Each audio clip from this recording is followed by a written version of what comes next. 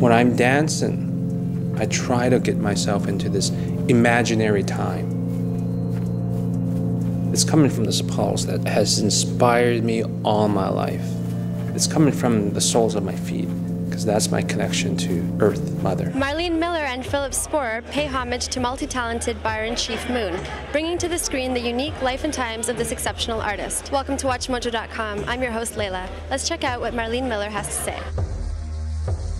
Philip and I were out in Vancouver about 6 years ago. We were doing research for another film series we were doing on choreographers from across Canada. So we were just about to leave Vancouver, and then somebody mentioned Byron, who's a dancer. I mean, he's many, many other things as well. So we went over to his apartment, and he was laid up on the couch. He had injured his back, you know, but he knew we were coming over, and he'd gotten sort of all dressed up. He had this like nice house coat on with this ascot.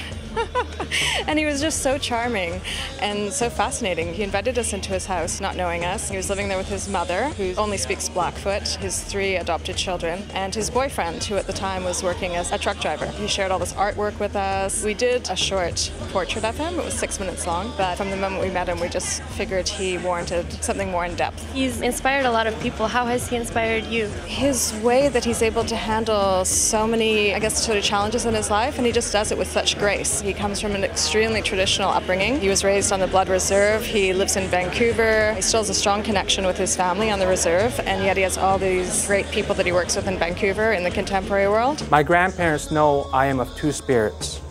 I have within me the spirit of woman and man. I also have the bloodline of 2 rival nations, the Blood and the Cree. So I come to you from various angles. Byron calls himself a two-spirited man. It's an interesting term because while we were doing the film, we kept asking all these different people what the definition of it is. And to some people, being two-spirited means you have a complete balance of the masculine and the feminine within you.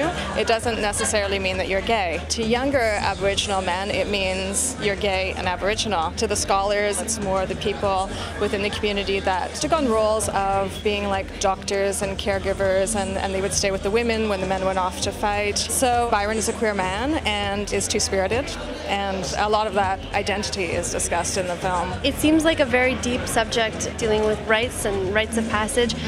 What were some of the challenges of getting that across on film? He acknowledges that, the fact that there is so much less rite of passage for young men. So in his dance work, that's what he tries to bring out. He'll work with Aboriginal and non-Aboriginal men, but he really tries to take them on this journey to reconnect them not only with their feminine side, but with Mother Nature. And because he works as an actor, and he had a long career as a stuntman, a lot of young guys that wouldn't necessarily be interested in the dance work that he does are really drawn to the fact that, you know, he's played like these cowboys and like these really rough and tumble characters.